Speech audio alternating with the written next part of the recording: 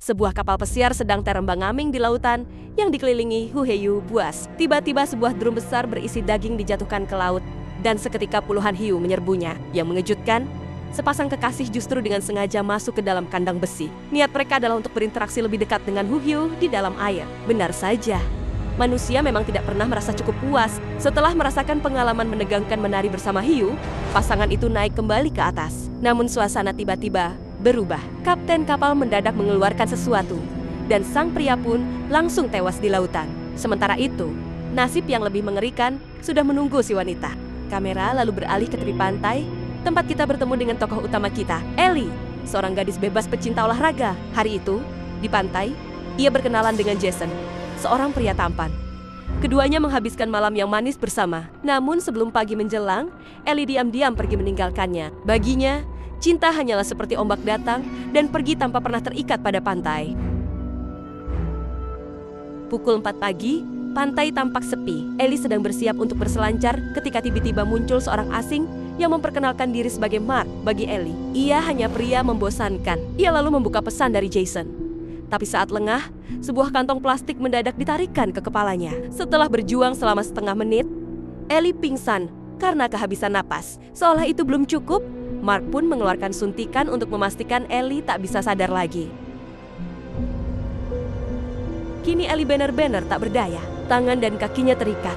Tubuhnya diseret kembali ke kapal pesiar yang sama. Entah berapa lama waktu berlalu. Saat sadar, mulutnya sudah dilakban, tangan kirinya diborgol keranjang besi, dan di ruangan itu ternyata ada seorang gadis lain. Gadis yang sama yang sebelumnya ikut menyelam bersama hiu. Namun kini matanya hanya menyimpan keputusasaan. Mereka kembali terjebak di tengah lautan, dan melarikan diri hanyalah mimpi. Ellie, yang sejak dulu selalu berani menghadapi dunia luar, tidak termasuk orang yang gampang menyerah. Ia berusaha melepaskan diri dari borgolnya. Saat itulah ia melihat coretan nama-nama perempuan di dinding. Saat itu juga ia sadari ia bukan korban pertama. Ia mencoba menenangkan diri. Pandangannya lalu tertuju pada baju renang milik gadis yang bernama Anna. Seketika muncul secercah harapan. Ellie memberi isyarat agar Anna melemparkan pakaiannya. Begitu Anna melemparkannya, Ellie menemukan kawat baja kecil tersembunyi di dalamnya. Ia segera menggunakannya untuk membuka borgol.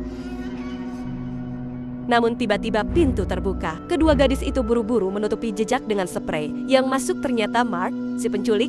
Kali ini membawa makanan dan minuman. Mereka berpikir, ini kesempatan untuk menjatuhkannya. Tanpa pikir panjang, mereka menerima cangkir kertas dan meminum isinya. Mereka tak sempat menduga mengapa tiba-tiba ia begitu dermawan hari itu. Begitu Mark pergi, Ellie kembali mencoba membuka borgol dengan kawat baja. Namun baru beberapa saat, ia merasa pusing. Sementara Anna langsung pingsan. Ellie sadar minuman itu ternyata sudah dicampur obat bius. Tak lama, Mark masuk lagi. Dengan senyum yang menjijikkan, pandangannya langsung tertuju pada kawat baja yang disembunyikan Ellie. Senyumnya kini semakin menyeramkan. Ketika Ellie kembali sadar, ia sudah terikat di sebuah kursi tepat di dek kapal pesiar. Lampu sorot terang menyinarinya. Sementara Mark sibuk menyiapkan sebuah kamera, seakan bersiap merekam sesuatu yang lebih mengerikan lagi. Sebuah pertunjukan akan segera dimulai. Tiba-tiba permukaan laut berguncang, seakan menandakan kehadiran seekor ikan besar. Mark kemudian berjalan ke arah Anna dan memotong sehelai rambutnya dengan pisau. Dari situ jelaslah, Anna lah yang akan menjadi bintang utama pertunjukan mengerikan ini. Mark lalu menuju panel kontrol dan menekan sebuah tombol. Tubuh Anna yang terikat di dek perlahan terangkat, melayang-layang di atas permukaan laut. Suara teriakannya memecah keheningan samudra. Karena beberapa saat sebelumnya, darah dan daging telah disebar ke air, menarik hiu-hiu lapar yang kini mengitari kapal. Mark kembali menekan tombol, menurunkan tubuh Anna sedikit demi sedikit ke air, sambil mengatur sudut kamera agar setiap detik serangan hiu terekam sempurna untuk koleksi gilanya.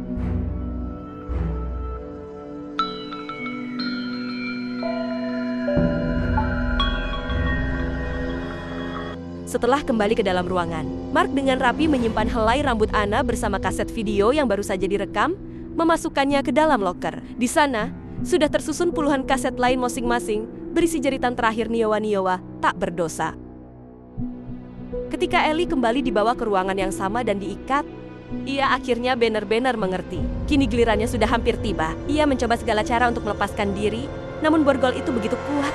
Semua usaha sia-sia. Menjelang siang, Mark datang lagi dengan membawa roti dan air. Sambil tertawa, ia berkata, "Kalau makanan hiu segar dan lincah, rasanya jadi 2 kali lebih nikmat." Ellie pun meluapkan amarahnya, menghujaninya dengan kata-kata kasar. Namun tak ada sedikit pun yang menggoyahkan Mark. Ia sudah terlalu jauh meninggalkan sisi kemanusiaannya. Setelah Mark pergi dengan tenang, pandangan Ellie jatuh pada sebuah ember plastik di dekat kakinya yang biasa dipakai sebagai toilet. Matanya berkilat salah, satu sisi ember itu patah, membentuk ujung tajam layaknya senjata. Sementara itu, Mark duduk menikmati makanan sambil menonton rekaman videonya sendiri. Kesenangan aneh meliputi dirinya, membuatnya semakin kecanduan. Demi melengkapi persiapan, ia pergi ke dapur untuk meracik dosis baru obat bius. Malam ini, Ellie lah yang akan menjadi pemeran utama pertunjukan. Ia kembali ke kamar dengan jarum suntik di tangan. Mengira Ellie sudah tak berdaya, namun saat ia hendak menusukkan jarum itu, Ellie tiba-tiba menyerang dengan ujung ember plastik yang tajam. Tanpa ragu, ia menikam Mark. Pria itu jatuh menjerit kesakitan. Ellie segera meraih kunci dari ikat pinggangnya, membuka borgol, dan nyaris berhasil mengambil kunci kapal nelayan. Tapi Mark belum mati napasnya kembali tersengal. Ellie berusaha kabur dari ruangan, tapi Mark sempat menusukkan suntikan lain ke tubuhnya. Sambil terhuyung, Ellie menendangnya dan lari menuju ruang kendali. Dari sana, ia melihat sebuah yacht terapung di kejauhan. Harapan kembali muncul. Ia berlari ke dek dan berteriak minta tolong. Namun Mark muncul lagi, kali ini membawa pisau berkilat. Ellie ketakutan. Mundur perlahan, ia mencoba mengambil tripod kamera untuk membela diri. Tetapi Mark langsung menghalangi kamera itu terlalu berharga baginya. Di saat genting itu, Ellie mengambil keputusan nekat. Ia mengangkat kamera itu dan melemparkannya langsung ke laut. Mark terbelalak tak percaya, tapi sudah terlambat. Obat bius mulai merasuk ke tubuh Ellie. Hembusan angin laut dan air asin pun tak mampu membuatnya tetap sadar. Pandangannya kabur. Ingatan terakhirnya hanyalah perasaan ada sesuatu yang menggenggam tangannya. Saat terbangun, ia kembali mendapati dirinya terikat di ranjang besi berkarat yang sama. Mark yang sudah kembali siuman membawa kapalnya ke daratan. Niatnya sederhana, membeli kamera baru. Baginya, tanpa rekaman serangan hiu, pertunjukan tak akan berarti apa-apa. Sementara itu, di sisi lain, Jason, pacar Ellie yang sejak semalam tak mendapat balasan pesan apapun, datang ke pantai pagi-pagi sekali. Yang ditemuinya hanyalah camper van milik Ellie yang kosong. Ia mencoba meneleponnya, namun ponsel Ellie terus dalam keadaan unreachable. Jason awalnya mengira mungkin Ellie sedang berselancar di laut. Tapi setelah ia menyusuri seluruh pantai, yang ditemukannya hanya papan selancar Ellie. Kekhawatirannya kini benar-benar berubah menjadi kenyataan. Jason segera melapor ke polisi. Pihak kepolisian menyisir seluruh kawasan pesisir. Namun Ellie seolah lenyap di telan udara. Gelisah, Jason berulang kali meneliti rekaman CCTV, hingga akhirnya matanya tertuju pada sebuah truk pickup dengan iklan Shark Tour Service di badannya. Truk itu terlihat terparkir di dekat camper milik Ellie. Jason langsung menelpon nomor yang tertera di truk, tapi tak ada jawaban. Kecurigaannya kini semakin kuat. Ia pun mendatangi alamat yang tercantum di iklan tersebut. Perjalanannya membawanya ke sebuah pelabuhan tua, di mana ia melihat kapal wisata hiu milik Mark sedang bersandar. Tanpa buang waktu, Jason naik ke kapal itu dan mulai memeriksa setiap sudut. Saat melewati dek, ia mendengar samar-samar suara minta tolong dari kabin bawah. Hatinya langsung dipenuhi harapan. Ia mendobrak pintu terkunci itu dan bergegas ke ruang bawah. Di sana ia menemukan Ellie, tak sadarkan diri dengan tangan masih terborgol. Mata Ellie menatapnya penuh kepercayaan sekaligus terkejut. Tak pernah ia bayangkan, pria yang baru dikenalnya sehari sebelumnya datang menyelamatkannya. Dengan isyarat, Ellie memintanya mencari alat untuk membuka borgol. Namun pada saat yang sama, Mark kembali. Di tangannya kini ada kamera baru. Ia mendapati Jason sedang mencoba menghubungi polisi. Tanpa pikir panjang, Mark langsung menyerangnya. Hantaman pukulan dan tendangan membuat Jason terjatuh. Bahkan ponselnya hancur berkeping. Jason dengan sisa tenaga mencoba bertahan. Ia meraih kamera dan menghantamkannya tepat ke arah Mark. Pria gila itu tersungkur, lalu Jason berusaha mencekiknya. Nyaris saja Mark kehabisan napas. Tetapi tiba-tiba sebuah benda berat menghantam kepala Jason. Ternyata itu adalah pengelola dermaga yang datang berlari. Ia salah sangka, mengira Jason adalah penyusup atau penjahat. Kesalahan itu harus dibayarnya dengan nyawanya. Karena ia sama sekali tidak tahu bahwa pelaku sebenarnya adalah Mark. Harapan yang sempat menyala bagi Ellie pun kembali padam. Ia dan Jason sekali lagi terikat di ranjang besi berkarat yang sama. Rasa takut akan kematian terus membayangi. Meski begitu, Jason akhirnya mengungkapkan isi hatinya pada Ellie. Malam yang mereka habiskan bersama sebelumnya adalah kenangan terindah dalam hidupnya. Namun pengakuan manis itu tak bertahan lama. Mark masuk kembali dengan brutal, merusak momen itu. Ia menyeret Jason ke dek. Rencananya tetap sama memberi makan hiu sambil merekam semuanya dengan kamera. Di lautan, hiu-hiu memang sudah berputar. Tapi anehnya, kali ini mereka tidak tertarik sedikit pun pada Jason. Mereka hanya berenang malas di air yang penuh darah. Amarah Mark pun meledak. Di saat bersamaan, sebuah helikopter patroli penjaga pantai melintas di udara. Mark panik, buru-buru menekan tombol berhenti dan menggagalkan rekaman. Ia segera menyeret Jason dan Ellie kembali ke dalam kamar, lalu menguncinya. Ellie melihat Jason masih bernapas meski wajahnya sudah pucat pasi. Ia tahu waktunya semakin sempit. Ia membuat keputusan nekat untuk bisa meloloskan diri. Ia harus menghancurkan jarinya sendiri. Dengan sekuat tenaga, ia memutar ibu jarinya. Rasa sakitnya begitu hebat, seperti urat-uratnya terputus. Namun berkali-kali mencoba, borgol tetap tak terbuka. Menjelang sore, Mark datang lagi membawa makanan. Ellie berusaha menutupi rasa sakitnya. Wajahnya tetap datar tanpa ekspresi, hanya mendengarkan hinaan Mark dalam diam. Begitu ia pergi, wajah Ellie kembali terdistorsi menahan perih. Ia tahu waktunya sudah sangat sedikit. Dengan tangan bergetar, ia mengangkat tangan kirinya dan memasukkan ibu jarinya ke dalam mulut. Malam semakin larut dan Mark kembali masuk ke kamar. Tapi kali ini, di atas ranjang ia hanya menemukan sebuah ibu jari yang terpotong. Belum sempat ia memahami apa yang terjadi, Ellie sudah melompat dari balik pintu dan mendorongnya, lalu mengunci pintu dari luar. Kini Mark terjebak dalam perangkapnya sendiri. Ellie yang terhayang-hayang segera berlari menuju ruang kontrol. Ia mencoba menyalakan mesin kapal dan membawanya ke tepi pantai. Namun, Mark sudah berhasil memecahkan jendela dan keluar. Lalu langsung memutuskan kabel mesin. Kegelapan kembali menyelimuti kapal. Dari jendela ruang kontrol, Ellie melihat sebuah pesta di kejauhan di tepi pantai. Cahaya lampu dan musik terdengar sampai ke arah kapal. Ia buru-buru mencari signal flare. Tapi saat itu juga, Mark muncul di belakangnya. Tanpa berpikir panjang, Ellie menyalakan dan menembakkan flare. Kesempatan itu ia gunakan untuk kabur. Mengunci Mark di dalam ruang kontrol. Ellie mencoba memecahkan kaca untuk naik ke dek. Namun Mark kembali berhasil mendobrak pintu, menyeret Ellie dan menariknya turun. Di titik hidup dan mati itu, sebuah kekuatan besar bangkit dalam diri Ellie. Ia meraih pisau dapur yang terjatuh dan langsung menusukkannya ke tangan Mark. Lelaki itu menjerit kesakitan dan Ellie pun berlari sekuat tenaga.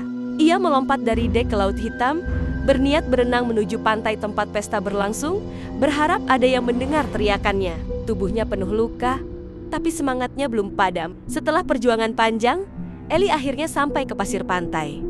Namun tiba-tiba suara mesin motorboat meraung keras. Mark kembali menghampirinya. Dengan tangan kekarnya, ia menutup mulut Ellie agar ia tak bisa berteriak. Sekali lagi kebebasan Ellie direnggut. Ia diseret kembali ke kapal tur hiu itu. Saat Ellie siuman, ia sudah tergantung di udara, tepat di atas laut hitam. Di depannya berdiri Jason, matanya penuh ketakutan dan putus asa. Kali ini Mark sudah memutuskan. Semuanya akan dimulai dengan Ellie. Seperti seorang sutradara gila, ia menyiapkan kamera sambil memberi instruksi pada Jason tentang bagaimana hiu berburu. Bagaimana mereka kalap saat mencium darah. Mark menekan tombol. Tali yang menggantung tubuh Ellie mulai mengendur, menurunkannya perlahan ke arah laut. Di bawah, seekor hiu raksasa sudah berputar-putar. Bau darah telah memanggilnya. Mark sibuk menyetel kamera, takut melewatkan satu detik pun. Tapi hal mengejutkan, terjadi. Hiu itu tidak menyerang Ellie. Ia hanya berputar, lalu menyelam lebih dalam. Mark murka. Ia meraih sebuah tombak penembak ikan dan mengayunkannya ke arah Ellie. Tapi ombak besar membuat tangannya terpeleset. Tombak itu jatuh ke laut. Dengan cepat, Ellie meraih tombak tersebut. Kini ia memiliki senjata. Ia menyangkutkan tombak ke tali, lalu mencoba menarik dirinya ke atas. Mark justru semakin bersemangat. Ia merekam semuanya, seolah sedang merekam klimaks sebuah dokumenter. Namun, tenaga Ellie habis. Ia jatuh kembali ke laut. Untungnya, saat jatuh, tali terlepas dari tangannya, membebaskannya. Hiu itu kembali mendekat. Ellie menahan napas, menekan luka-lukanya agar darah tidak mengalir. Hiu itu berhenti beberapa detik di depannya, lalu pergi begitu saja ke arah lain. Mark yang berdiri di atas kapal terkejut. Tidak ada darah, tidak ada perlawanan, kamera kosong. Saat itulah Ellie muncul dari sisi belakang kapal, naik dengan diam-diam. Kini ia bukan lagi korban. melainkan Dewi Pembalasan. Tombak di tangannya terarah tepat. Sekali tusuk, tombak menembus dada Mark. Tubuhnya terlempar ke laut. Darah yang mengucur darinya menyebar di permukaan laut, menarik perhatian Hu Hyu yang sejak tadi berputar di kejauhan. Seekor hiu yang lapar kali ini tidak menunggu lama. Ia melesat cepat, menerkam Mark dari permukaan, lalu menyeretnya ke kedalaman laut. Teriakan terakhir Mark terekam selamanya di kameranya sendiri. Obsesi filmnya berakhir bersama adegan terakhir hidupnya. Namun ketika Ellie dan Jason merasa semuanya sudah selesai, tiba-tiba terjadi guncangan. Tombak yang tadi menembus Mark masih terikat pada tali yang melilit tangan Ellie. Mendadak tali itu tertarik kuat dan Ellie kembali terseret ke laut dalam. Jason ingin menolongnya, tapi ia tak mampu berbuat apa-apa. Meski begitu, tekad hidup Ellie luar biasa. Ia berhasil melepaskan diri dari tali yang menariknya dan kembali naik ke dek kapal. Tanpa membuang waktu, ia segera menyalakan signal flare. Tak lama kemudian, sebuah yacht perlahan mendekat ke arah mereka. Ellie dan Jason telah melalui begitu banyak kengerian. Namun akhirnya mereka berhasil diselamatkan. Setelah pengalaman mengerikan itu, keduanya menyadari betapa berharganya mereka satu sama lain. Jadi teman-teman, itulah keseluruhan kisah dari Binatang Berbahaya. Pesannya jelas, hiu di laut memang berbahaya. Tapi dibandingkan dengan keburukan sifat manusia, mereka tidak ada apa-apanya. Sebenarnya, hiu tidak menganggap manusia sebagai mangsanya. Karena itulah tidak aneh jika Ellie tidak dimakan saat berada di laut. Semoga kalian suka dengan cerita ini. Kalau punya pendapat berbeda, jangan lupa tulis di kolom komentar. Kita bertemu lagi di cerita berikutnya.